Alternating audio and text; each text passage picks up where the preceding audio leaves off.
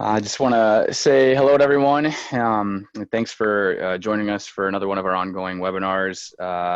This month, I'm really excited because it's not often that we're able to bring together as much high quality speakers as we were able to today. As you probably know, our firm works with Commonwealth Financial. We talk to you guys about them as our back office. And really, they're our support. They have an amazing team that helps our business help you, our client. And with us today are two of their very best. Brad McMillan, who's going to speak first, is a managing principal at Commonwealth and their chief investment officer. He's an incredibly bright guy that I've come to know, and keeps his eyes on the economy, the markets, what's going on right now with the virus and trends like that. He's a regular speaker on all sorts of financial news outlets, and he's going to talk to you about what he sees going on in the economy, the markets, and the world. Following that, we're going to have Koi Birke speak as well. He is a managing principal at Commonwealth too. He's the firm's top ace when it comes to technology and corporate strategy, and he's going to have a conversation with us about thriving in challenging times and how to maintain our perspective throughout all of it. So with that, I'm excited to turn it over to Brad. Brad, take it away. Hi, everybody. What I'd like to talk to you today are about three things: the pandemic, the economy, and the markets.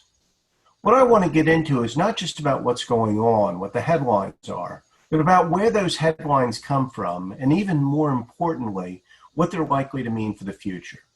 It's very easy to get alarmed by the headlines, and in fact, that's exactly what the media is trying to do. But if we go a little bit underneath the numbers to find out what's causing them and what's causing the headlines, that'll give us a better way to look at understanding what's really happening. So let's start off with the headlines. There are multiple states with large outbreaks. We're seeing healthcare systems under threat in many cities. In other words, this really sounds and looks scary. And in fact, it is, but the other fact of the matter is we've seen this before. We saw this in New York, for example. We saw this in New Jersey in the early days of the epidemic. In other words, we've seen this before, and we know two things. First of all, it certainly is scary, but second of all, it is a solvable problem. And that's an important lesson to take away. If you read the headlines, it sounds like the zombie apocalypse. It's not. It's a normal disease. It's something that we know how to control because we've done it before. What I said in the last go round before this wave was, we know what to do. If we do it, it will work. And in fact, that is exactly what happened. We knew what to do, we did it, and it worked. And then we stopped doing it. But now we're doing it again, and it will work again. So to give that context around what's going on, let's think of some of the numbers that are happening. First of all, let's look at testing. In the early days of the epidemic, we didn't know who was sick and who wasn't. Now we're running over 700,000 tests a day. Now that's still not enough, but it's much, much better than where we were. And in fact, we can quantify that by looking at the positive rates for the tests. Ideally, we want to test a lot of people who aren't sick to make sure we get everybody who is. So when we look at the number of people who actually test positive, that tells us if we're doing enough tests. Ideally, it should be under 5%. And in fact, we got it down to under 5% about the middle of June. Since then, it's crept up. It crept up above 10%, which, while bad, is still nowhere near as bad as it was. But now it's started to improve again. It's dropped under 8%. Bad as it was during the first wave, and now it's getting bad second wave. Another reason to believe that is that the states are now implementing countermeasures. Shutdowns are going back into place. People are changing their behavior. They're wearing masks. They're socially distancing. Bars are shutting down. In other words, we're doing all of the same things we did in New York and New Jersey. We're doing everything that worked in the first wave, and it's working again. Look at the case growth rate, and this is really the most important stat. What percentage growth rate are we seeing every day? In the early days of the pandemic, it was 30% or more a day. And we've gradually got it down to about 1%. And since then, it's gone back up. In fact, it's gone to just over 2%. But again, that's not great compared to where we were, but it's nowhere near as bad as it was. And in fact, we're starting to see it come back down again, which again suggests that quite possibly we're past the worst of it. In fact, if we look at the number of daily cases, we've seen it steady at about 60,000 a day over the past 2 weeks. Again, that's not where we needed to be, and that's ignoring a spike that we saw, but it does say that at least things aren't getting worse. Perhaps we're starting to get it under control. And if you actually look at the individual states that have been hit the hardest, that's exactly what we're seeing. We're seeing the number of cases peak and start to roll over. It's worse than it was, there's no doubt about that. But there's good reason to believe the worst may be over, and that in fact, we're starting to move into the corrective phase, just as we've done before. We know what to do, we're doing it again, and it looks like it's starting to work. Still going to be a couple of weeks until we know for sure, but right now, the signs are much better than the headlines would suggest. And in fact, that's also what we're seeing for the economy. You saw the headlines, tens of millions of jobs lost. Well, we've seen millions of jobs come back. You see the headlines about people staying home, not shopping. Except right now, consumer spending is back to about where it was before the pandemic. You see businesses shutting down, except they're reopening and business confidence is back into an expansionary level. The way business surveys work, either you're going to expand or you're going to contract. Right now, everybody says they're going to expand, and that's a really good thing. Now, that said, we have seen some weakness in the data recently, but we've also seen a recovery from that. The data weakened when the case numbers went up. We're starting to see the data recover even more quickly than we thought. Right now, we're well ahead of where we thought we would be, even a month or two ago, and that, again, continues to be very positive. And that actually explains what's going on in the stock market. We saw the markets drop, we saw the markets come back, and they're still a bit below where they were at the peak. But again, that makes sense because we still have risks out there. And in fact, we've seen a recent rally as treatments and vaccines are coming to the fore. In other words, as this becomes more likely, we're seeing markets rally. And that's exactly what they should be doing as they're responding to the news. So when we step back from the headlines, we have to recognize that the risks have risen, but they may have peaked. We have to recognize that the widespread shutdowns are going to help with the virus control, even though they might hurt the economy. And we have to recognize right now that even though we still need to pay attention, we're not out of the woods yet, the base case is the virus is moving back under control again. The base case is that the economic recovery will continue. And the base case is that is exactly what markets are saying. There are still risks out there. There are still things we need to pay attention to. There are still very real things that could go wrong. But right now, it looks like what we saw before is what we're seeing now. We know what to do. We're starting to do it, and it's starting to work. And that'll be reflected in the pandemic, in the economy, and in the markets. Thank you.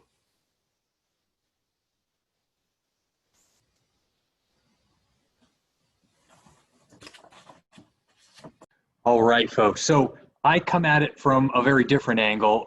As Matt says, I run technology and corporate strategy, but I also went back and got a master's in psychology about 10 years ago because I really love to understand what makes people tick and how do we each best live our thriving lives, especially in challenging times. And we certainly are in some of those times today. So let me share the best of what I've learned over the years. Let me start with sort of a weird hypothetical. Imagine that you're in a bank and I don't know, let's say you're depositing a check. And normally you would do that at an ATM, but the ATM is broken or there's a long line. So you decide to go into the bank and you're standing in line and all of a sudden, hopefully this doesn't happen to anyone on the call, but all of a sudden a masked gunman comes in. And, thankfully banks are insured. So it's not a problem. The money, your money is safe. But as the gunman is leaving the bank after robbing it, the gunman trips and a bullet flies out of the gun and grazes you in the arm. Now, the question I have for you is, are you lucky or are you unlucky? I find this to be a really interesting question because when I ask crowds this question, there's always a mix. Some people feel incredibly lucky, right? That you didn't die. As I mentioned, your money is insured. So you didn't even lose any money. No one else got hurt or died. No kids were injured. You have an amazing story to tell for the rest of your life. But on the other hand, some people will say, how can you see it that way? You couldn't be more unlucky. Did you really need to deposit your check that day? You could have gone the next day. Could you have used an ATM or taken a picture with your phone? There's so many other ways that you didn't have. Why were you in the one bank in the country that happened to get robbed? Why did this gunman happen to trip? Why did that bullet happen to graze you? Right? You couldn't be more unlucky. Well, our brains are sort of like these train tracks. Our brains jump us down one path or the other. And whatever path we tend to jump down, that just makes it easier and easier and easier for our brains to jump down that path. But we have the power, just like a train, we have the power to reroute our brains, to teach our brains to take us down the path that's going to be most helpful to us. And I don't mean a delusional path, right? When something is stressful, it's great to acknowledge the stress. It's even better to say, in certain cases, this stress is going to help me grow.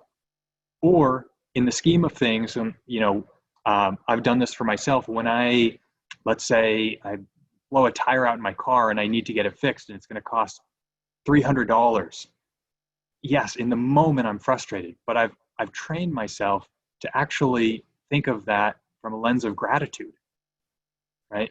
I'm fortunate enough that I've saved up enough money in my bank account that I won't go hungry because I have to replace this tire, that I'll be able to fix it and get to my job, that I'm not working 3 jobs and I need to get to my next job or else I'm going to get fired, right? We have the ability to retrain our brains, but stress has this way of tricking us because the brain doesn't know the difference between a bear and a bear market. The brain doesn't know the difference between when we're really in danger and when we feel like we're in danger. Every time we feel like we're in danger, this sympathetic nervous system kicks on. This is called the fight and flight nervous system. Don't worry, there won't be any quizzes at the end of this, but I find it just really fascinating and interesting to know the biology behind this. This sympathetic nervous system was so helpful to us when there were lions and tigers chasing us and we had to just in an instant get out of there or fight against it if that was our best option. But in today's world, the sympathetic nervous system is usually getting in our way. It's usually tricking us into going to cash just at the wrong moment, into getting into a fight with our spouse when really we should be working as a team with our spouse. And so what we want to do is we want to get our bodies back to this parasympathetic nervous state, this parasympathetic nervous system. That's nicknamed the rest and digest system, but this is where all rational thought happens. When you're in fight or flight, all of your blood flows out of your brain into your extremities so that you can run or you can fight. By bringing yourself back to a resting place, it brings you back to the parasympathetic. That's when you can actually think.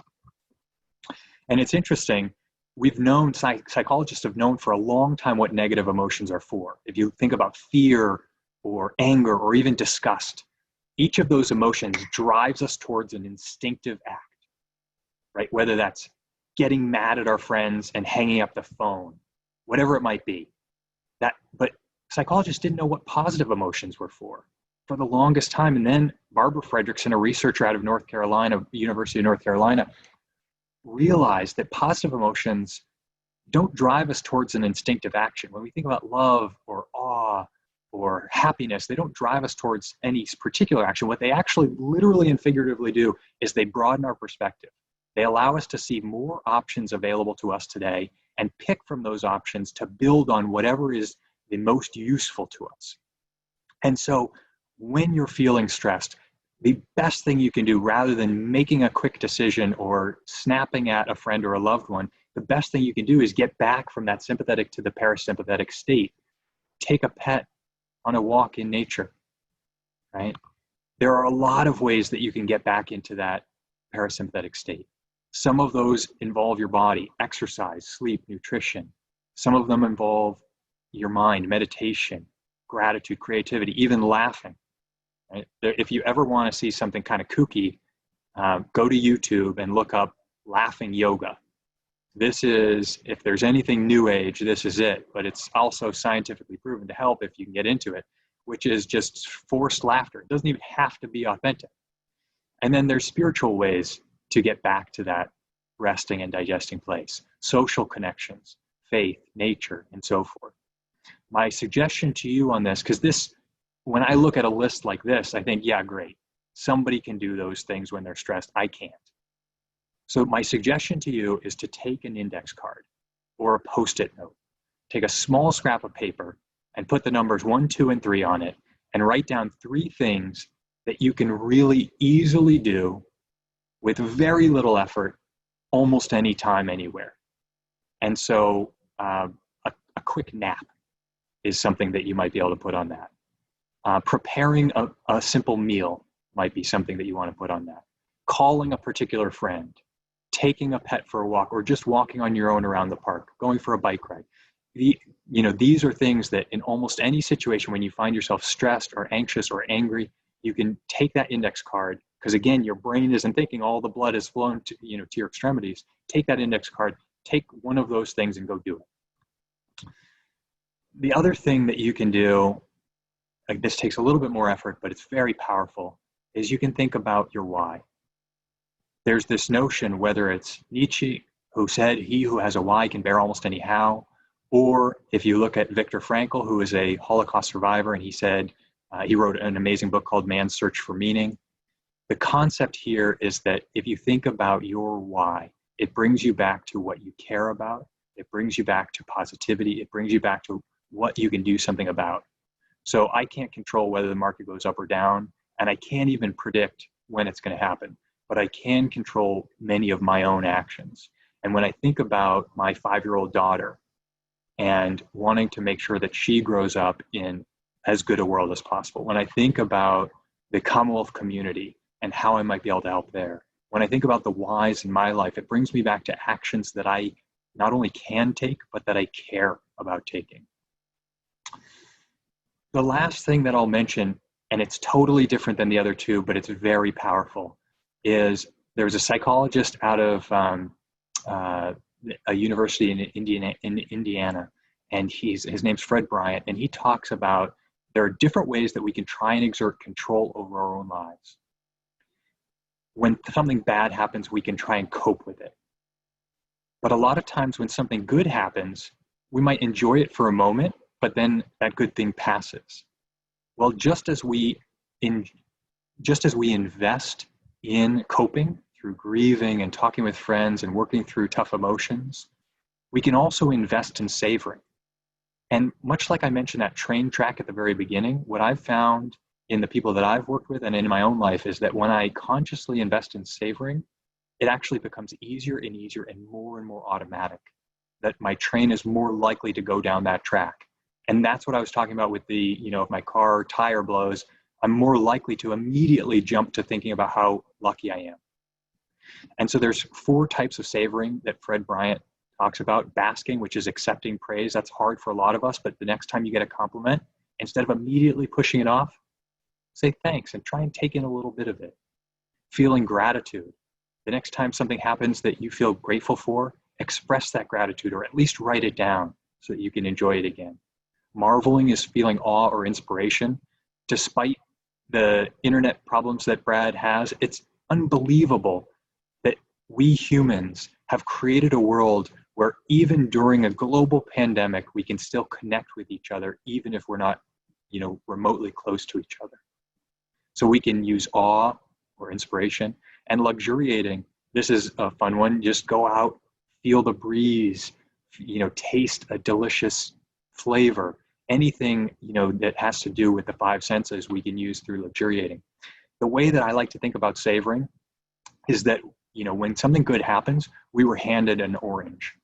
And we usually squeeze a tiny bit of juice from it and enjoy that bit of juice. Savoring is the art of squeezing all that juice from that orange. And not only can we do it in the present, but we can also do it in the past. I'm not, proposing that you necessarily use Google Photos or Amazon Prime Photos or any of these, but my wife and I store our photos in the cloud, and every day our phone sends a little alert reminding us of pictures from a year ago and 2 years ago and 3 years ago on this day. And so we see our daughter Adeline growing up each day. And so we can easily savor the past that way. We can certainly savor the present by being in the moment, and we can savor the future.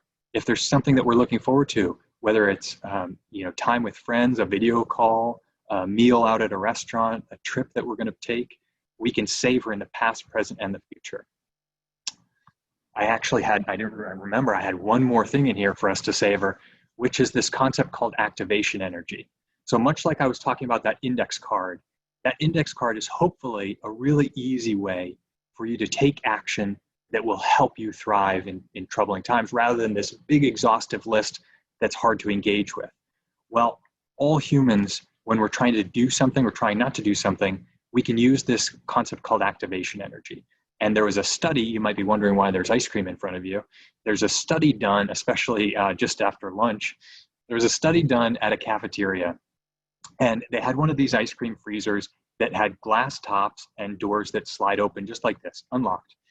And on half the days they did this study, the doors were exactly like you see them now, which is cracked open so that you could just reach in and grab an ice cream. On the other half of the days, the doors were slid shut. Now, anyone who's been at a cafeteria like this, all you do is just slide it open and grab an ice cream. You can still see through those glass doors. It's very easy to slide that glass door, but the difference was astounding. On the days where the doors were shut, only 14% of people bought ice cream. On the days where the doors were open like this, 30%, more than twice as many. Activation energy is a very powerful force in our lives. If there's something that we want to do more of, make it dead easy. And so if you find yourself plopping down on the couch and watching, let's say news that ends up stressing you out, it's very hard to use willpower and just make a commitment not to watch that news. But instead, if you move the remote control into another room, or better yet, up to the second floor, or take the batteries out of it, now all of a sudden you've raised the activation energy on something that you don't want to do. And what about something that you do want to do? Maybe there's a book that you want to be reading. Well, don't just have that book next to you on the couch. Have it open to the page that you're on. You want to reduce the activation energy for the stuff you want. So hide that remote control. Don't just have the book there. Have it open. If you want to be eating better, don't just bring veggies home. Cut them up the day right when you get back from the supermarket. Remove, links on your homepage that draw you into something, some news site, or maybe I've got Netflix right here. Maybe remove stuff that sucks you into something unhealthy and add in stuff that is healthy for you. So just as a recap, these things don't have to take a lot of energy. And in fact, it's best when they don't. The cool thing, much like that train track, is that they feed on each other. The more of these that you do, the easier they become to do. It's easier if you enjoy it. So pick things, especially at the beginning, pick things that you enjoy. And in all likelihood, this pandemic is a marathon, not a sprint. And the more that we invest in our own health, the more we'll be able to share that health with each other. So I'd like to thank Midwest Financial Group for allowing us to be here. Thank you for your time and attention. And I'll pass it back over to Matt. Yeah, Cole, Brad, thanks so much. We appreciate it. I know that there may be some questions and following up on this, and we're going to get some more information from Brad that we're going to share with everybody so that we can make sure that we fully build out those three areas that he was talking about with the pandemic, the economy, and the markets. So we'll get all that out there. But in the sake of time, I'll wrap things up. Once again, thanks to you guys. Thanks to Commonwealth for being a great partner. For us, the support that we get on our end isn't always felt by the clients, but it sort of is, because it allows us to be able to do what we do for them. So thank you guys. All of those here watching either the replay or live right now, visit our website, mfgteam.com, to look at the future list of events that we have. We're trying to do one of these every month, usually about 12:30. We've been aiming for the third Tuesday of the month. We're going to bring in people from all over to try to do this and keep you guys engaged, and hopefully getting you the information in a timely manner that you need, and information that's from a source that you can trust. So with that, I wish you guys well. I will follow up and, like I said, get more information from Brad. And if you have questions for these two or for me or any of our team, please reach out, and have a great rest of the month. Be safe, you guys. Thank you.